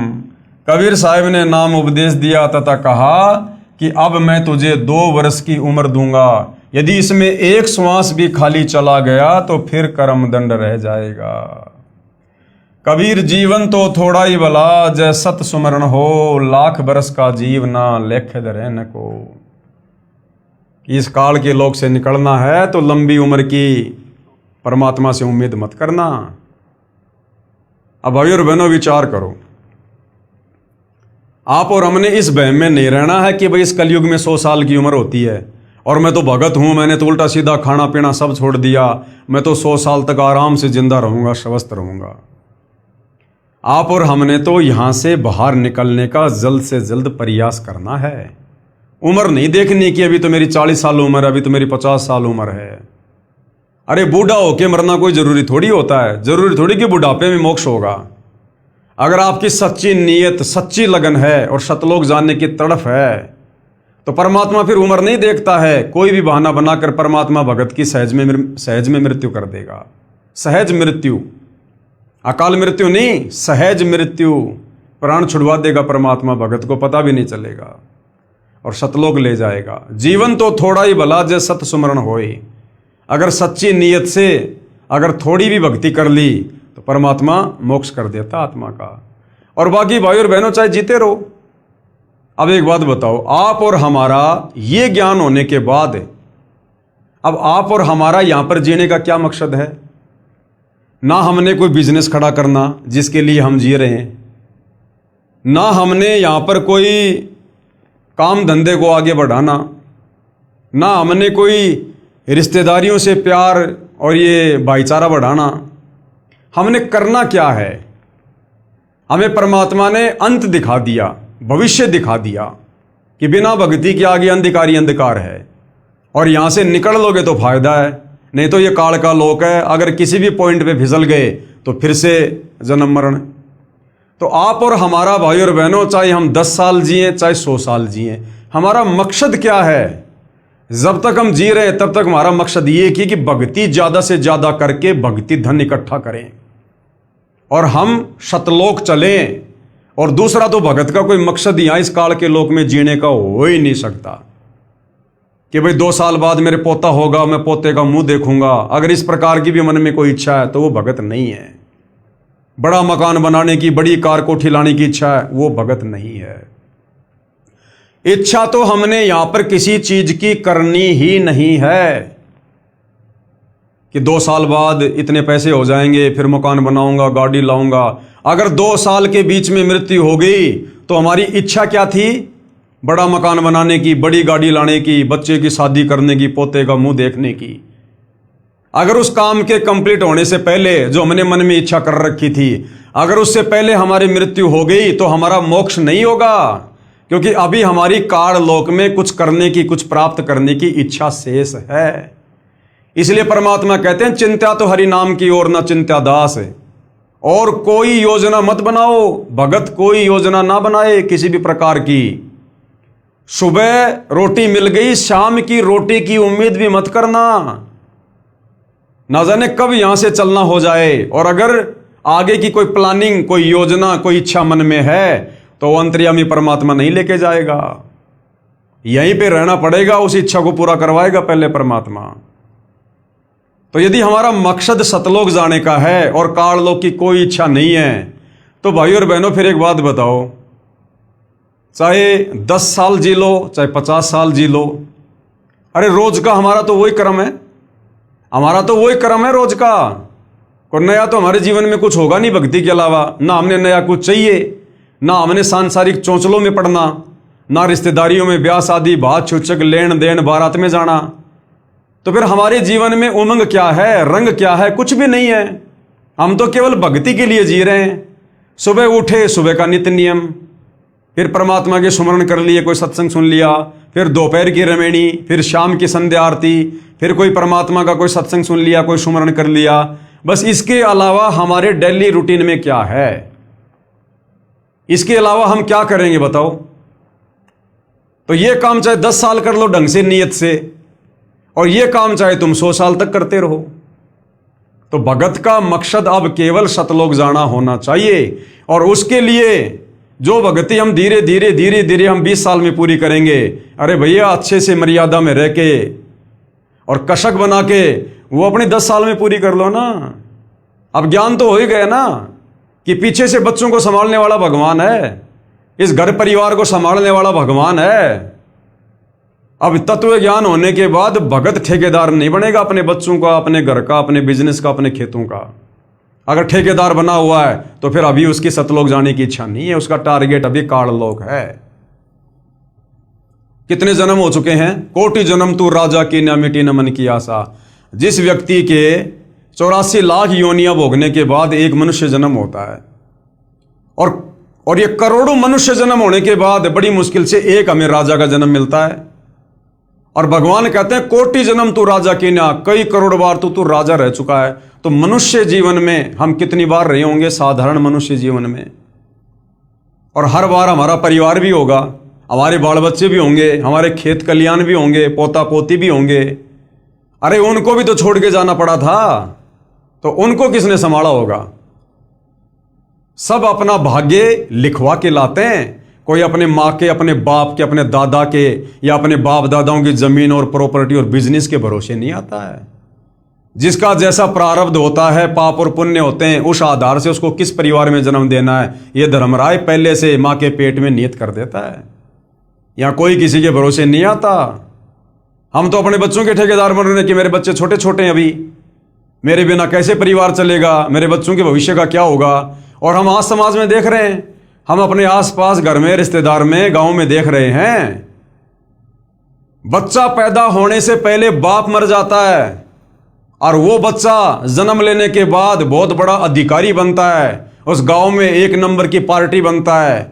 तो क्या उसके बाप ने बनाया उसको? उसके बाप ने पढ़ाया? तो भैया सब यहां पर अपना प्रारब्ध लिखवा कर लाते हैं।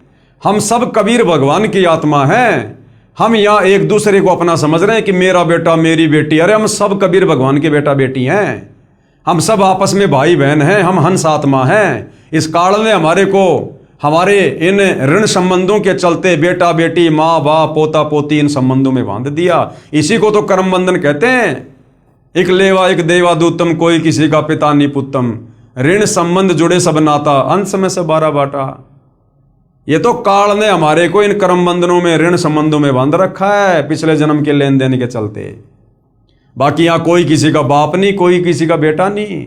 आज बाप और बेटे का रिश्ता है, कल को बाप मरने के बाद भक्ति नहीं करी तो नाइजीरिया में जन्म लेगा, बेटा पाकिस्तान में जन्म लेगा। जिंदगी में दोबारा कभी एक दूसरे की शक्ल भी नहीं देख पाएंगे, और कभी मिल भी गए तो भाई साहब राम राम, बस इससे ज्यादा कुछ बोलना नहीं होगा।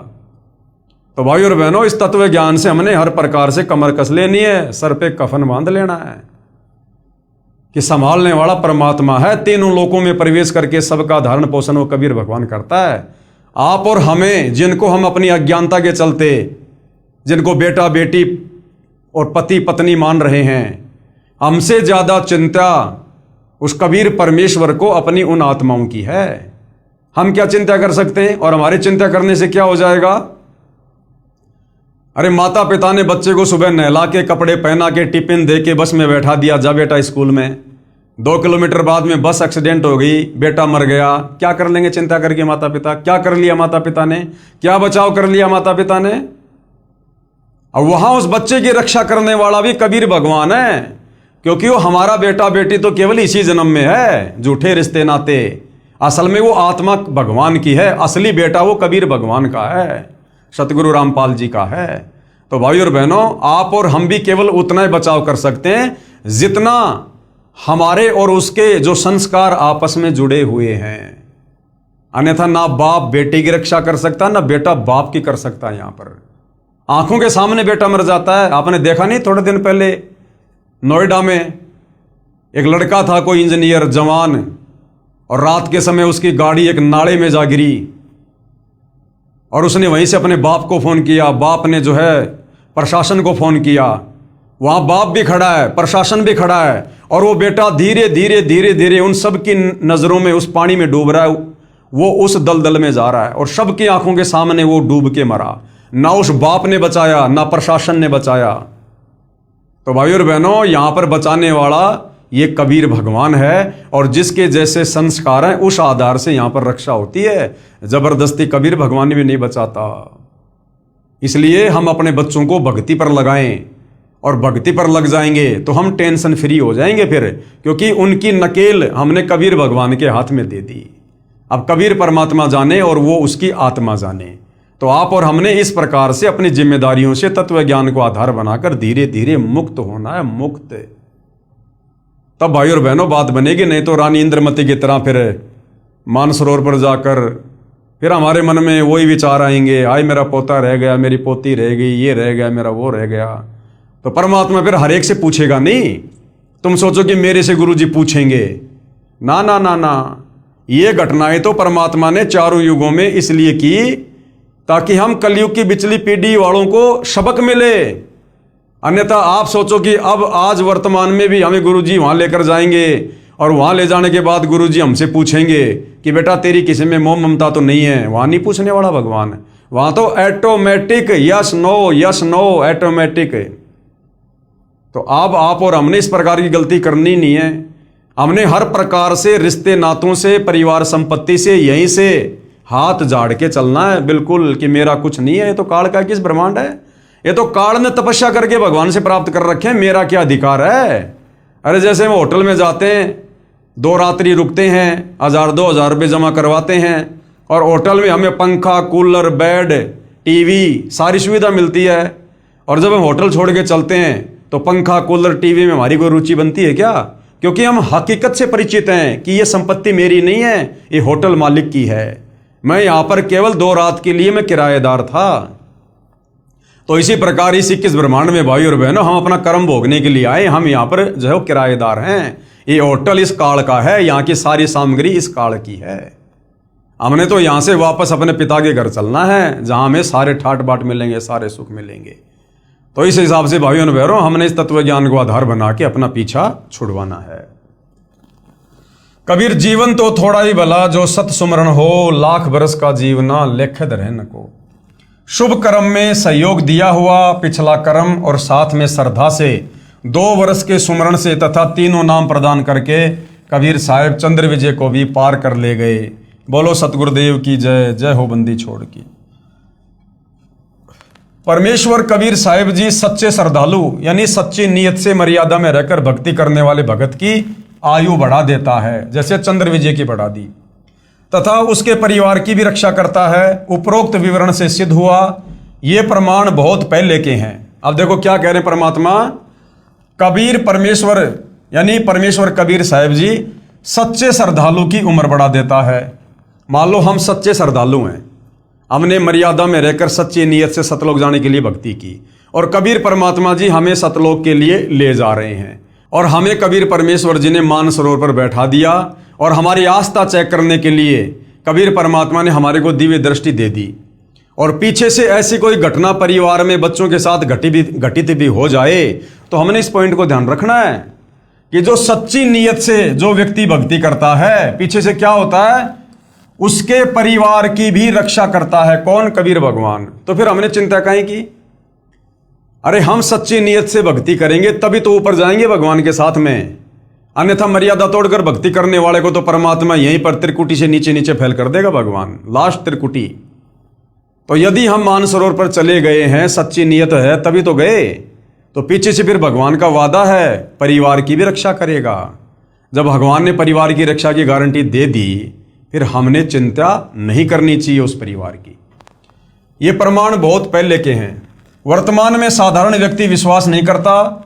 वर्तमान में पूज्य कबीर परमेश्वर की शक्ति से गुरुदेव कह रहे हैं कि मुझदास के द्वारा हुए कष्ट निवारण तथा आयु वृद्धि के ढेर सारे प्रमाण पढ़िए, पुस्तक परमेश्वर का सार संदेश। तो कोशिश करेंगे, मालिक से प्रार्थना करेंगे, ये जो पवित्र पुस्तक है परमेश्वर का सार संदेश, इसके ऊपर भी हम आने वाले समय में वीडियो जो है बनाएंगे। अब आगे गुरुदेव भगवान कहते हैं पवित्र पुराणों का रहस्य, यानी इन पवित्र 18 पुराणों में जो मुख्य पुराण हैं, श्री ब्रह्मा पुराण, श्री विष्णु पुराण, श्री शिव महापुराण, इनमें अध्यात्म के विषय में, भक्ति मार्ग के विषय में, आत्म कल्याण के विषय में क्या कुछ लिखा है जो वेदों से मेल खाता है। पुराणों को समझने के लिए ध्यान रहे कि श्री ब्रह्मा पुराण, श्री विष्णु पुराण तथा श्री शिव पुराण ये इस ब्रह्म यानी काल की लीला से प्रारंभ होते हैं। ब्रह्मा पुराण, शिव पुराण, विष्णु पुराण ये काल की लीला से शुरू होते हैं, ब्रह्म की लीला से। फिर ये नीचे इन ब्रह्मा विष्णु महेश पर आकर आगे की जानकारी देते हैं, जिसे प्रथम अव्यक्त गीता अध्याय 7 श्लोक 25 में कहा है। जो गीता अध्याय 11 श्लोक 32 में कहता है कि मैं काल हूं, यानी गीता जी का ज्ञान देते समय ये काल ब्रह्म कृष्ण जी के शरीर में प्रेत की भांति प्रवेश करके क्या कह रहा है अध्याय 11 श्लोक 32 में कि मैं काल हूं। इसी को क्षर पुरुष भी कहते हैं, यानी इसका जन्म और मरण होता है, ये नाशवान है, अविनाशी नहीं है। इसलिए इसी काल को, इस ब्रह्म को क्षर पुरुष तथा ज्योति निरंजन भी कहा जाता है, क्योंकि इसकी उत्पत्ति अंडे से हुई थी, उस समय इसमें तेज था, तो परमात्मा ने इसका नाम ज्योति निरंजन भी रखा है। यही सदाशिव काल रूपी ब्रह्म भी कहलाता है। यही ब्रह्मांड में एक ब्रह्मलोक की रचना करके उसके ऊपरी हिस्से में रहता है। और यही काल क्या करता है? महाविष्णु, महाब्रह्मा तथा महाशिव कहलाता है, क्योंकि इसने अपने उस ब्रह्मांड में 3 गुप्त स्थान बना रखे हैं। एक रजोगुण प्रधान क्षेत्र, एक सतोगुण प्रधान क्षेत्र और एक तमोगुण प्रधान क्षेत्र। और जब इसने अपने तीनों पुत्रों की उत्पत्ति करनी होती है अपनी पत्नी दुर्गा के सहयोग से, तो ये दुर्गा को अपनी शक्ति से उस क्षेत्र में बुला लेता है और स्वयं भी वहां आ जाता है। और जब इसने रजोगुण युक्त बेटा उत्पन्न करना होता है तो उस रजोगुण युक्त क्षेत्र में ये काल स्वयं तो महाब्रह्मा रूप धारण कर लेता है और अपनी पत्नी दुर्गा को महासावित्री रूप बना देता है। और फिर जो पति पत्नी सहयोग से उस रजोगुण क्षेत्र में जो संतान उत्पन्न होती है वो रजोगुण युक्त हो जाती है और उसका नाम ये ब्रह्मा रख देते हैं। यही प्रक्रिया फिर ये सतोगुण क्षेत्र में करता है और एक विष्णु उत्पन्न करता है। यही प्रक्रिया फिर ये तमोगुण क्षेत्र में जाके करता है, खुद तो महाशिव बन जाता है और अपनी पत्नी दुर्गा को महापार्वती रूप बनाता है। और वहां जो बेटा उत्पन्न होता है उसको तमोगुण युक्त कर देते हैं और उसका नाम शिव रख देते हैं। तो ये काल ही क्या कहलाता है? यही महाविष्णु, महाब्रह्मा तथा महाशिव। एक तो होता है विष्णु, ब्रह्मा और शिव। इन तीनों से पहले शब्द लग गए महा, यानी महाविष्णु। जहां जहां महाविष्णु शब्द है समझ लो विष्णु रूप में काल है। जहां जहां महाब्रह्मा शब्द है समझ लो ब्रह्मा रूप में काल है। और जहां जहां महाशिव है वहां समझ लो शिव रूप में यह काल है। यही महाविष्णु, महाब्रह्मा तथा महाशिव कहलाता है तथा उस क्षेत्र को काशी भी कहते हैं।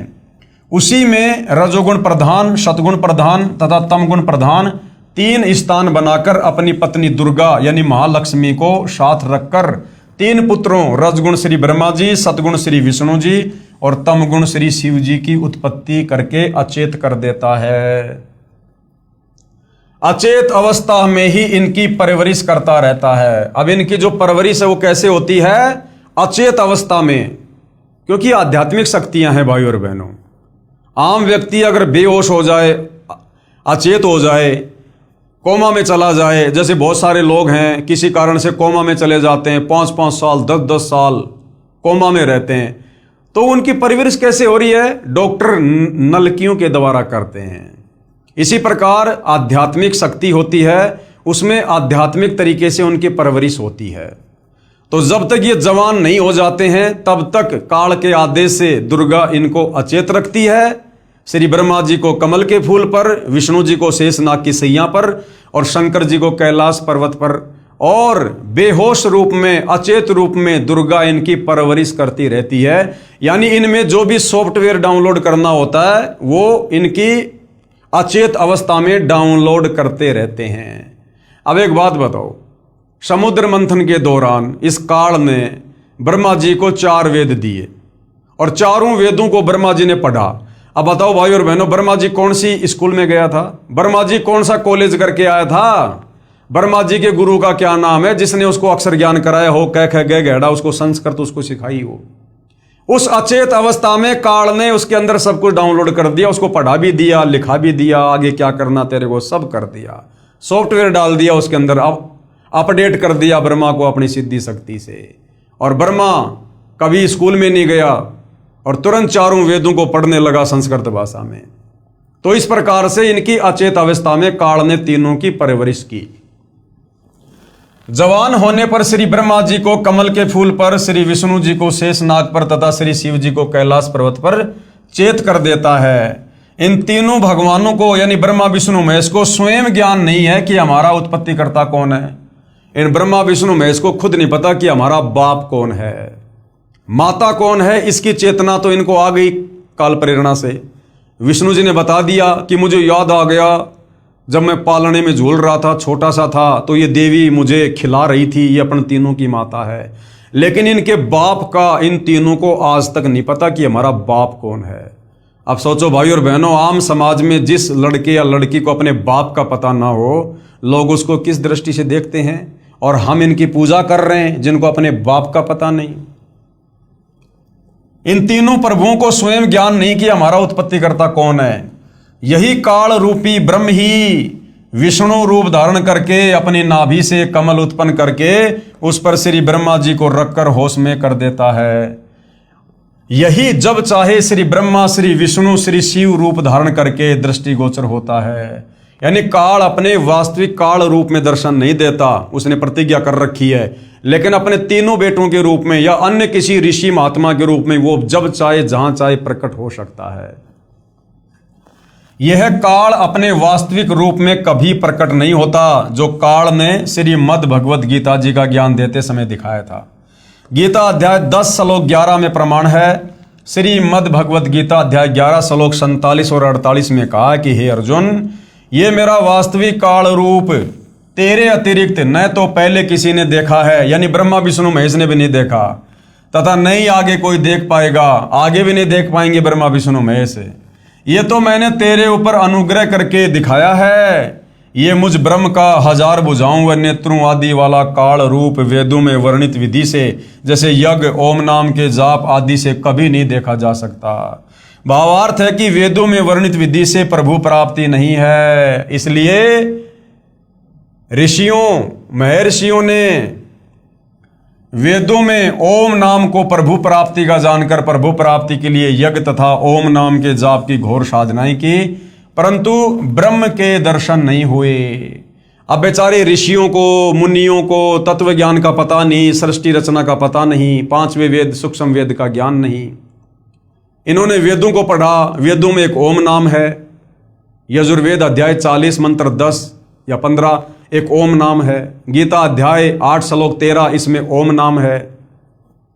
अब इन ऋषियों ने वेदों को पढ़ा।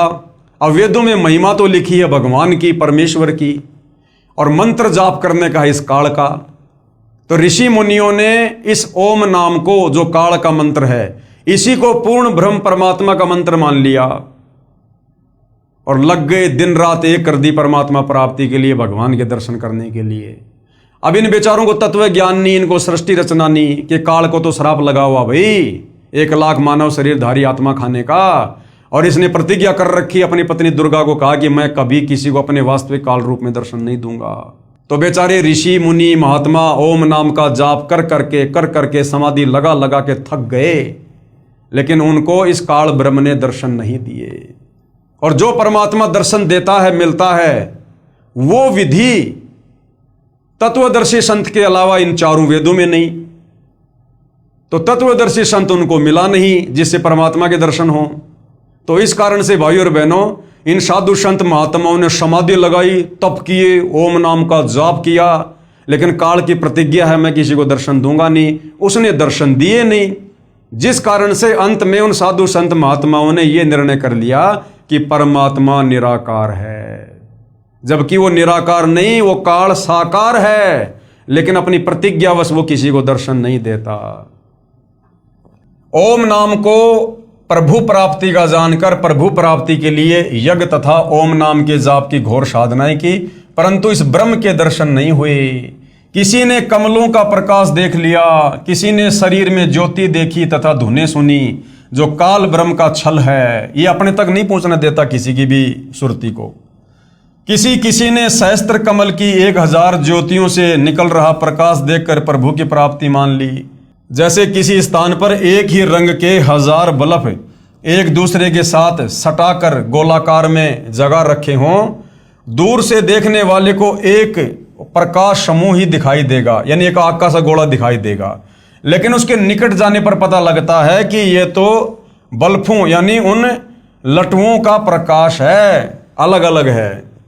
तो जिस एकाध की समाधि सहस्त्र कमल दल में चली गई, वहां पर इसने 1000 ज्योतियां दिखा दी अपनी, जिस कारण से उसने मान लिया कि बस यही परमात्मा है, ज्योति रूप ही है भगवान।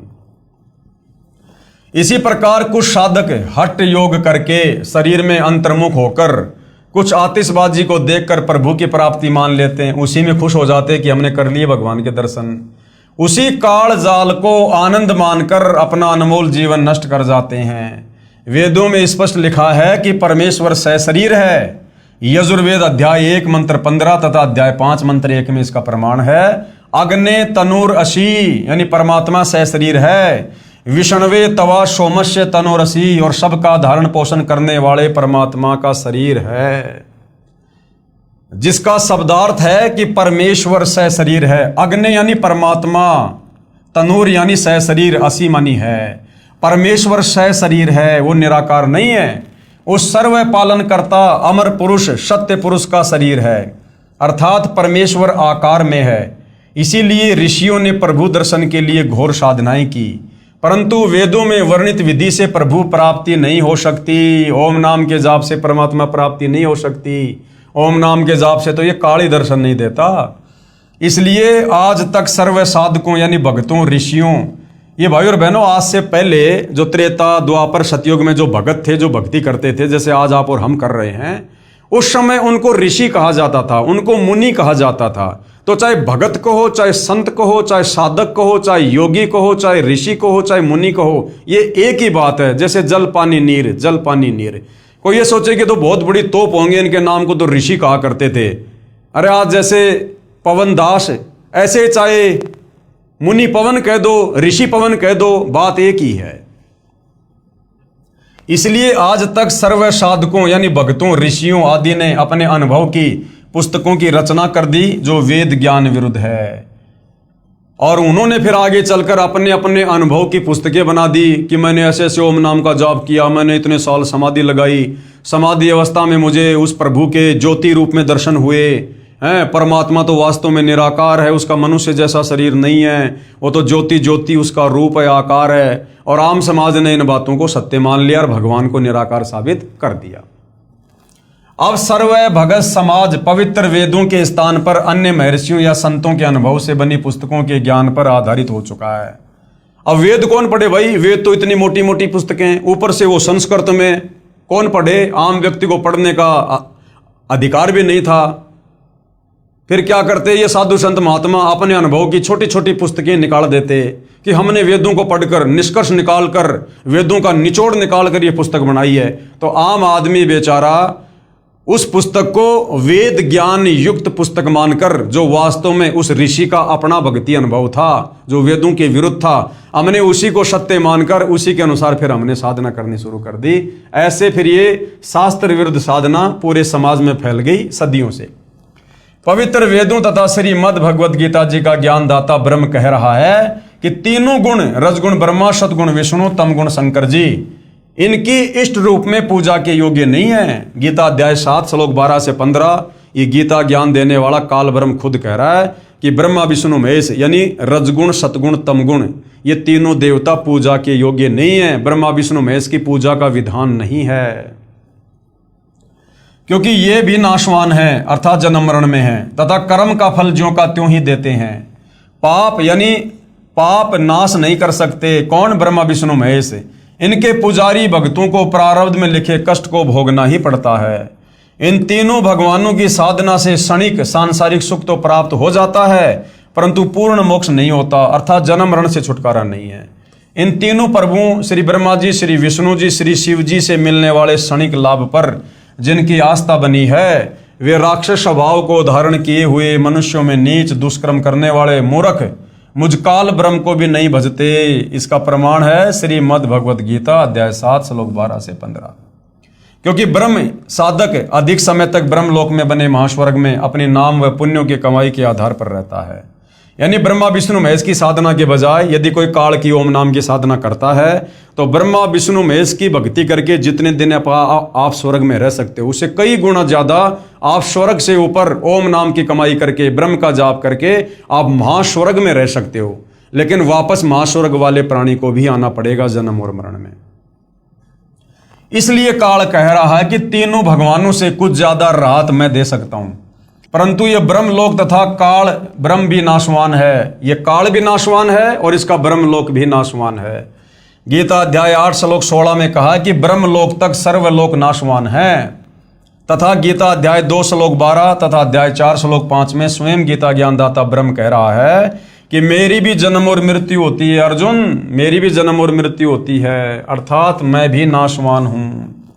इसलिए पवित्र गीता अध्याय 7 श्लोक 18 में कहा कि जो चौथे प्रकार के मेरे ब्रह्म के साधक, जो ज्ञानी है, जो वेदों के ज्ञान के आधार पर जान लेते हैं कि केवल एक पूर्ण परमात्मा ही इष्ट रूप में पूज्य है, वही पाप नाशक है, पूर्ण मोक्षदायक है तथा मानव शरीर प्रभु प्राप्ति के लिए मिला है, उन्होंने वेदों का स्वयं ही निष्कर्ष निकाल ले लिया कि ओम नाम यही एक मंत्र है जो प्रभु प्राप्ति का है। इसी ओम मंत्र के जाप से हजारों वर्ष साधना करके अपने शरीर को भी न्योछावर कर दिया, परंतु प्रभु दर्शन नहीं हुए।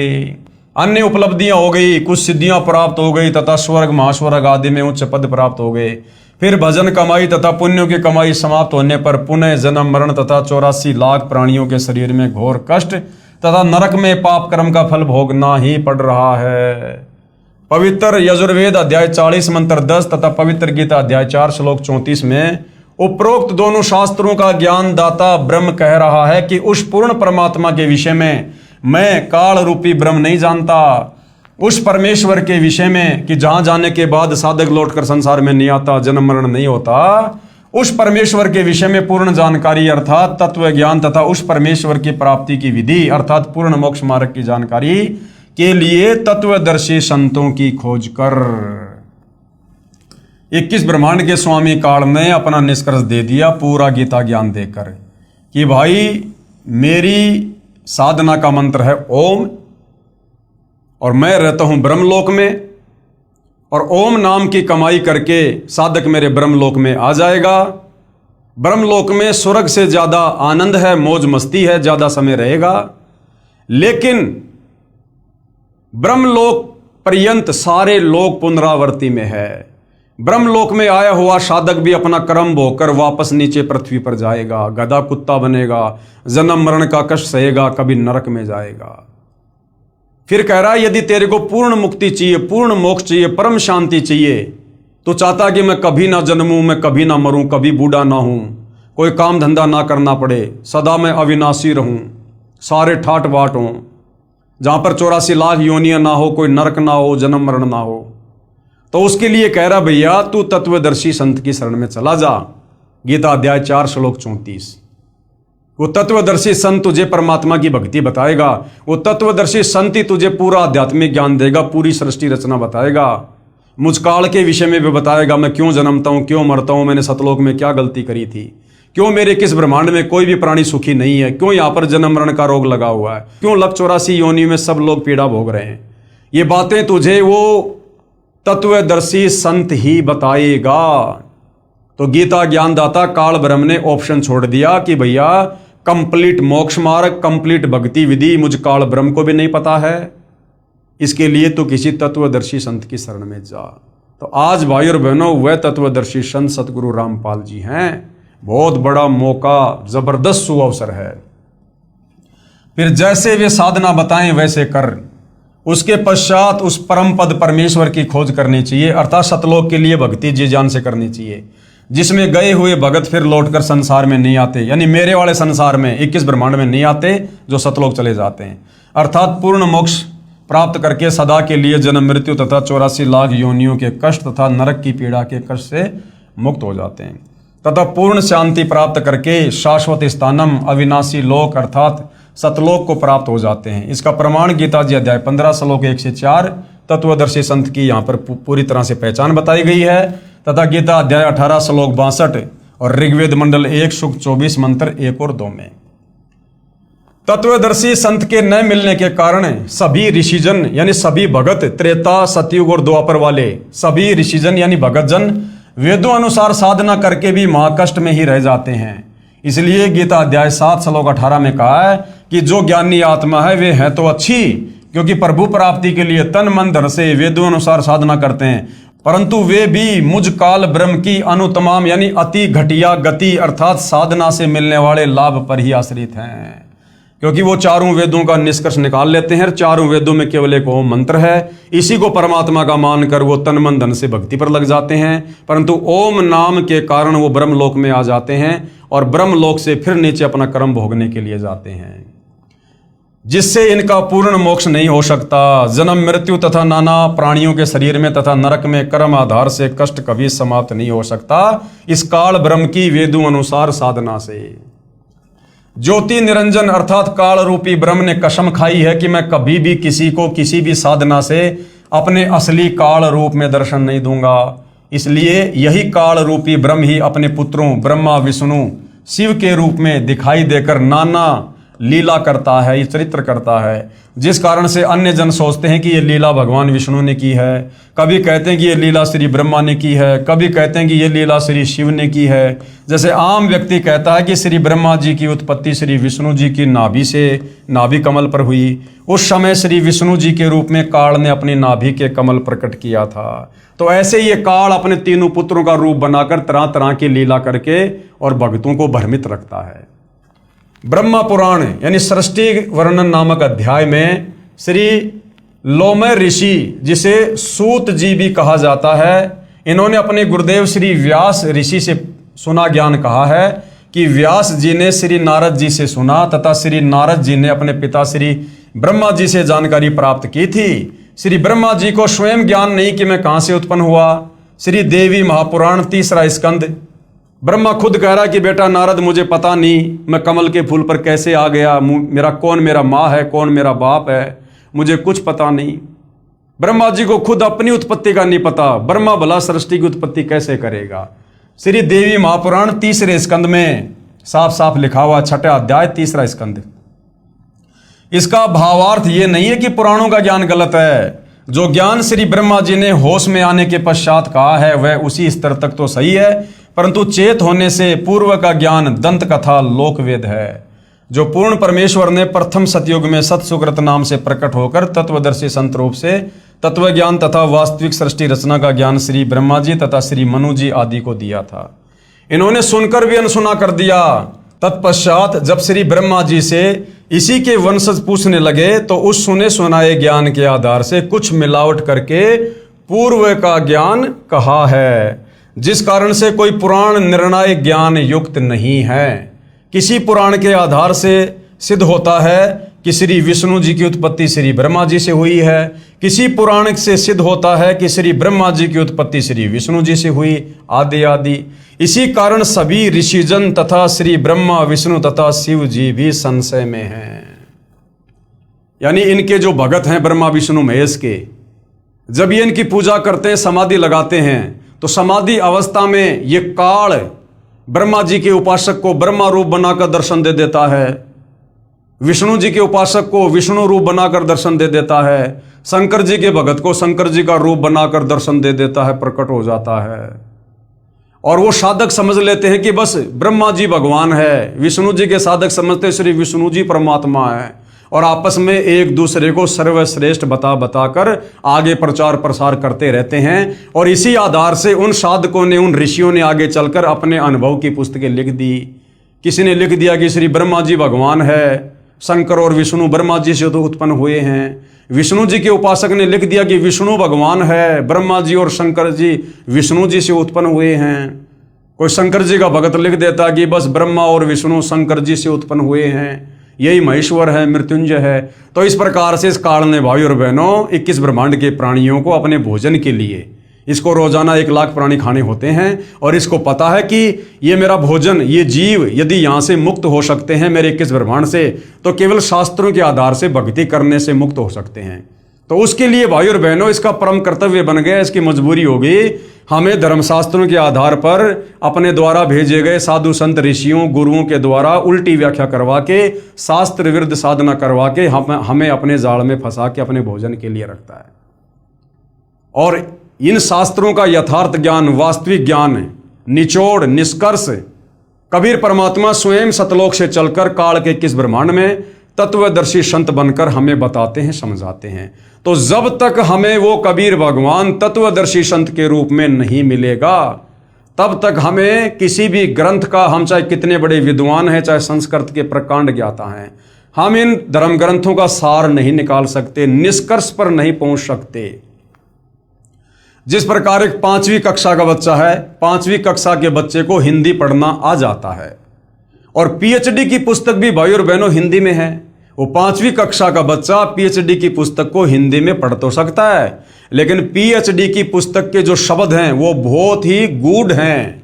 उन शब्दों का अर्थ वो 5वीं क्लास का बच्चा नहीं समझ सकता, केवल उसको पढ़ सकता है। इसी प्रकार हमारी ये नादान धर्मगुरु आचार्य शंकराचार्य संत महंत, इन्होंने संस्कृत भाषा को तो जान लिया, परंतु वेद संस्कृत भाषा में कहना क्या चाहते हैं, उन श्लोकों का वास्तव में अर्थ क्या है, इन अर्थों को ये संस्कृत के विद्वान नहीं समझ पाए। उसको समझाने के लिए स्वयं कबीर परमात्मा ही संत रूप में, सतगुरु रूप में, जगत गुरु रूप में, तत्वदर्शी संत के रूप में धरती पर आकर हमें ज्ञान देते हैं। और जब तक हम तत्वदर्शी संत की शरण में नहीं आएंगे, और तत्वदर्शी संत की शरण प्राप्त होना कोई बच्चों का खेल नहीं है भाई और बहनों। इसके लिए आत्मा के पास युगों युगों के मजबूत भक्ति संस्कार चाहिए। सकल पदार्थ है जगमाही, भाग बिना नर पावत नाई। तो ये भाग भी कबीर भगवान ही आप और हमें भक्ति करवा के बनाता है। तो आज धरती पर सहज में सुलभ तत्वदर्शी संत उपलब्ध है। ये हमारा परम सौभाग्य है इस पृथ्वी के समस्त मानव जाति का। आज यदि हम सतगुरु रामपाल जी के सत्संग सुनकर, ज्ञान को आधार बनाकर, अगर उनसे उपदेश लेकर भक्ति कर लेते हैं, आज हमारा सहज में इस काल के 21 ब्रह्मांड से, जन्म मरण से, लख 84 योनियों के कष्ट से, तपस्या की पीड़ा से, नरक की यातनाओं से आज सहज में पीछा छुड़वाया जा सकता है। अगर आज मौका चूक गए, अनंत युगों तक फिर गधे, कुत्ते, सुअर, मक्खी, मच्छर, गंदी नाले का कीड़ा या इसी प्रकार से कष्ट भोगने पर हम विवश होंगे। तो भाई और बहनों, ये जो पुराण हैं, इनमें भी जहाँ तक वेदों के अनुसार ज्ञान है, उसका समर्थन सतगुरु रामपाल जी कर रहे हैं और हमें इनका सार निकाल कर समझा रहे हैं। और जो ज्ञान इन पुराणों में वेदों के विरुद्ध है, वो हमारे किसी मतलब का नहीं, वो किसी साधु संत ऋषि महात्मा के अपने अनुभव का ज्ञान है। जो वेदों से मेल नहीं खाता, वो हमारे किसी काम का नहीं है। तो भाई और बहनों, अगले एपिसोड में हम पढ़ेंगे श्री ब्रह्मा जी तथा श्री विष्णु जी का युद्ध। अब बताओ, ये देवी देवता भी आपस में लड़ते हैं, आम आदमी कैसे इनकी भक्ति करके लड़ाई झगड़े से दूर हो सकता है? ये खुद भी लड़ाई झगड़ा करते हैं। तो अगले टॉपिक में हम इसी विषय पर चर्चा करेंगे और अच्छे से अध्यात्म को जानने का प्रयास करेंगे। तब तक पूज्य गुरुदेव भगवान हम सबको आज्ञा दे, आशीर्वाद दे, सद्बुद्धि दे, हमारा मार्गदर्शन करें। बंदी छोड़ सतगुरु रामपाल जी परमेश्वर जी की जय।